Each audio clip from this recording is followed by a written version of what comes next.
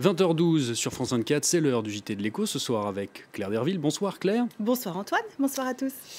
À la une de l'actualité économique, on va parler de cette décision de justice majeure pour les restaurateurs français. Tout à fait, une décision qui est aussi un revers pour AXA. La compagnie d'assurance française s'est vue condamnée aujourd'hui par la Cour d'appel d'Aix-en-Provence à indemniser un restaurateur marseillais pour ses pertes d'exploitation dues au Covid. Jusqu'à maintenant, AXA s'y opposait. Pourtant, le contrat du restaurateur en question prévoyait bien que les pertes soient couvertes par AXA en cas, je cite, de fermeture administrative consécutive à une pandémie. Mais pour s'y soustraire, AXA s'appuyait sur une clause excluant cette garantie si au moins un autre établissement du département était frappé par la même mesure de fermeture administrative. Clause qui ne peut être prise en compte, ont estimé les juges d'Aix-en-Provence, condamnant du même coup. AXA a indemnisé le restaurateur marseillais pour toutes les périodes où il a dû fermer. Et c'est la première fois qu'une cour d'appel se penchait sur ce type de litige. C'est potentiellement une victoire pour les 15 000 autres restaurateurs ayant souscrit le même type de contrat standard avec AXA. D'ailleurs, plusieurs d'entre eux ont attaqué AXA en justice pour le même problème. Et si tous les jugements vont dans le sens de celui d'Aix-en-Provence, c'est une bonne nouvelle pour eux et une moins bonne nouvelle pour AXA. Toujours au sujet d'AXA, Claire, l'assureur français a déclaré qu'il se retirait également du projet de gazoduc Nord Stream, c'est bien ça? Tout à fait, et il n'est pas le seul. Comme lui, 17 autres entreprises se sont retirées de ce projet qui vise à construire un gazoduc entre la Russie et l'Allemagne. Elles redoutent, ces entreprises, des sanctions américaines. L'administration Biden étant hostile à ce projet, comme l'était avant elle l'administration de Trump.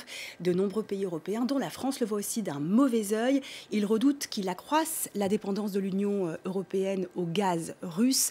Angela Merkel, elle, soutient encore le projet, mais il suscite de vifs débats en Allemagne et pourrait bien être annulé sous la pression de l'opinion publique. On prend la direction de la Grande-Bretagne maintenant, Claire, où les mesures de déconfinement progressif annoncées récemment par Boris Johnson, le Premier ministre, ont eu un effet immédiat sur les Britanniques. Et oui, ces Britanniques, ils n'ont qu'une envie: partir en vacances, s'en aller loin, libre, au soleil. Et on les comprend. Dès qu'ils le pourront, c'est-à-dire à partir du 17 mai. Ils prisent notamment l'Espagne, où les réservations émanant de touristes britanniques ont bondi de 600% en quelques jours.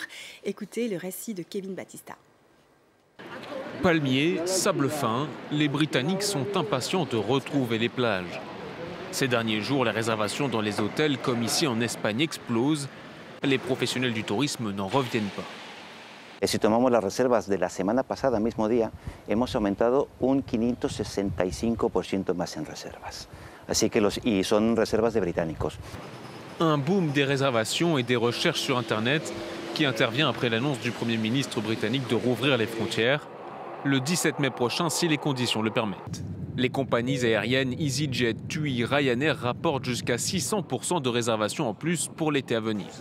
En tête des destinations les plus recherchées, on retrouve l'Espagne, la Grèce, le Portugal et la Turquie, même si des destinations plus lointaines comme le Mexique ou la République dominicaine ont aussi la cote. À Benidorm, destination prisée des Anglais avant la pandémie, autorités et professionnels s'activent pour pouvoir accueillir durablement les voyageurs britanniques. Du côté des hôteliers, on pousse pour que les mesures sanitaires locales soient aménagées. Que la gente pudiera venir con una reserva de hotel y con un certificado del hotel como que tiene reserva y eso sirviera como un salvoconducto para poder iniciar de alguna forma esa desescalada.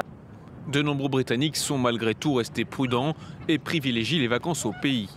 Au Royaume-Uni lui-même, les réservations dans les hôtels 4 et 5 étoiles ont augmenté de 38% pour cet été.